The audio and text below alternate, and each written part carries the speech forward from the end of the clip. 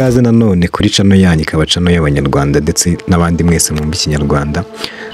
Nkaba nshimira buri wese wakanze subscribe, agakora like, share ndetse na comment. Uyu munsi tugiye kuvuga ku kintu cy'ingenzi kandi gikomeye cyane kireba buri wese, ari cyo password. Buri munsi konti zirenga ibihumbi ziribwa kubera kugira password yoroshye cyane. Reka nkwereke uko wakwirinda kwisanga mu mibare y'abibwa buri munsi. Kuki password ikomeye ari ingenzi? Iyo ukoresha password nka 1 2 3 4 cyangwa amazina yawe cyangwa se itariki y'amavuko, icyo gihe ukinguriye imiryango abajura. Abahackers bakoresha porogaramu zivumbura password ibihumbi mu segonda. Ibi bivuze ko iyo password yawe idakomeye yibwa mu masegonda make cyane. Utise ko nta mabanga ngira muri telefone yanjye bazanyibiki. Aha ubyemera neza iyo utangiye gusanga amashusho y'urukozasoni ku mbuga nkoranyambaga zawe utazi ngo yagezeho ate, yashyizweho nande, kandi ukaba udafite ikintu na kimwe wasobanurira abantu bari kubireba, cyangwa se ukaba ufite nk'agacano kawe ka YouTube ukajya kumva ukabona wakabuze kandi warakavunikiye bya hatari. Dore ibintu bine biranga password ikomeye cyane. Reka dukoreshe iyi formule yo kubaka password ikomeye cyane. Icyambere, byibura password igomba kuba igize inyuguti hagati ya 12 kuzamura zibaye nke. Icyakabiri, password ugomba kuvanga inyuguti nini, capital letter, intoya, imibare n'utumenyetso cyangwa se special characters. Icyagatatu, password ntigomba kuzamo amakuru yawe nk'amazina, itariki y'amavuko cyangwa nimero ya telefone. Ikintu cya kane, password ntigomba kuba ijambo risanzwe nka urukundo, Yesu, umwami n'ibindi byinshi n'ayandi magambo asanzwe. Noneho ukaturebe uburyo bworoshye bwo gukora password ikomeye. Reka duhere ku cyambere. Andika interuro wibuka buri munsi. Urugero, nkunda kawa mu gitondo.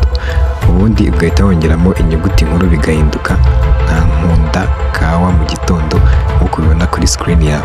Uburyo bwa kabiri, gukoresha amagambo adafite ahantu na hamwe ahuriye n'ubuzima bwawe. Urugero, imodoka, inzovu. Ugahita ukoramo password imeze gutya. Ikintu cy'ingenzi ni uko password iba ikomeye ku bandi ariko kuri wowe yoroshye cyane nko kunywa amazi. Reka turebe ibintu ukwiye kwirinda burundu ukanabicikaho. Icyambere, ntugakoreshe password imwe kuri account zawe zose, kuko ubwo babonye password y'ahantu hamwe waba urangiye. Ibi ni nko gushyira amagi yose mu gatebo kamwe. Ntukoresha password ahantu hamwe, ahandi genda ukoresha indi password kuko umutekano wawe. Icyakabiri, muri password ntugakoresha amazina yawe cyangwa ay'abana bawe.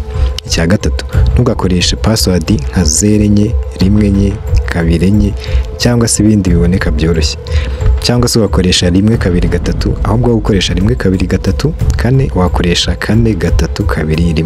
Byibura wenda iyo password yawe ikomeye cyane. Ikindi, ntugatange telefone yawe cyangwa password ku muntu wese ubonye, keretse umuntu wizeye cyane, kuko ntabwo uzi ngo uwo muntu yamaze iki amakuru yawe, kereka wenda umuntu washinze umutekano wa konti zawe cyangwa se imbuga zawe. Reka noneho turebere hamwe uko wabika password zawe neza. Icyambere, andika password yawe ku gapapuro ukabike kure cyane, kuko ushobora kutibwa password ahubwo ukayibagirwa. Ikindi, ntibyemewe kuyohereza umuntu kuri WhatsApp cyangwa kuyibika ku mbuga nkoranyambaga. Oya. Icyakabiri, koresha app nka Bitwarden, LastPass cyangwa OnePassword. Izi mbuga zigufasha kubika password ndetse no kuyibuka mu gihe wayibagiwe, kandi zirizewe ziranakora. Ikindi cya gatatu, fungura 2-factor authentication kuri email, password, WhatsApp, TikTok, YouTube. Ibi biguha urwego rwa kabiri rw'umutekano. Niba utazi ko 2-factor authentication ikora, andika muri comment nzagukorera video. None se wowe usanze password yawe ikomeye? Niba usanze ikomeye, byandike muri comment utubwire.